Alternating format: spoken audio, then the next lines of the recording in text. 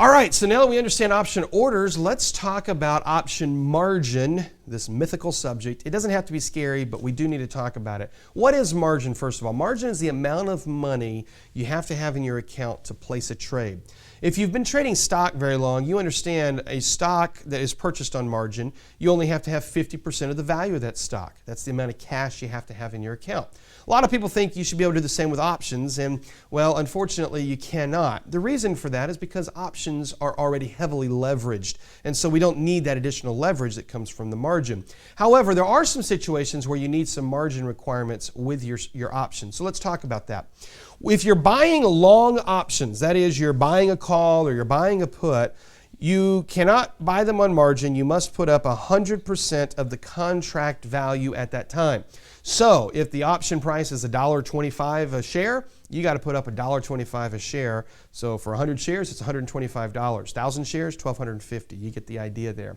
So if it's a long position, if it's an option, you've got to put 100% of the cash onto the table. That's the way that works. But with a short trade, it's different. If you're buying, or I should say if you're selling or shorting some options, they are going to require margin. And the reason that a short option requires margin is to make sure you've got some skin in the game and also to protect the broker. Think about it. If you're shorting put options, the danger that you have and also the danger that the broker has is that the stock would go down. If you shorted some put options, you're now obligated to buy at that price. If the stock goes down, the broker knows that you've got to maybe come up with some cash to put into that trade.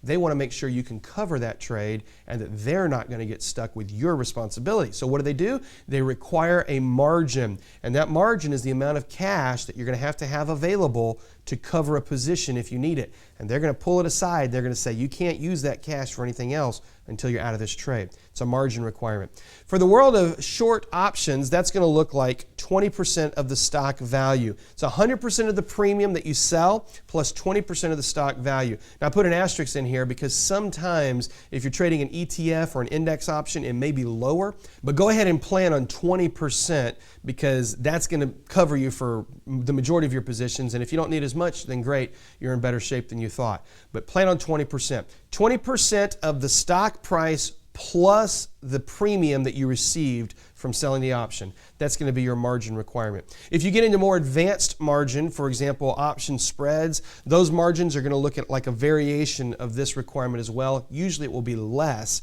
when you get into the more advanced options because you're taking on less risk typically. The only purpose for the margin, to be completely truthful about it, is to cover the broker's responsibility. The broker wants to make sure that they're not going to get stuck on being held liable for something that you got into. And so since they want to make sure that you're covered, they're going to make sure you have this requirement in there. And also the SEC regulates that as well.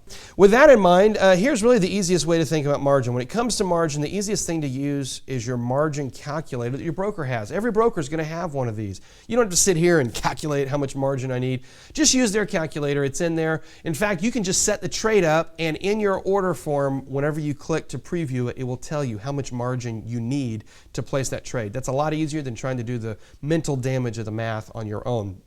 If you want to learn more about margin, you can always go over here to the CBOE website. CBOE has some excellent resources to support their products. Of course, they're the option exchange that standardizes everything.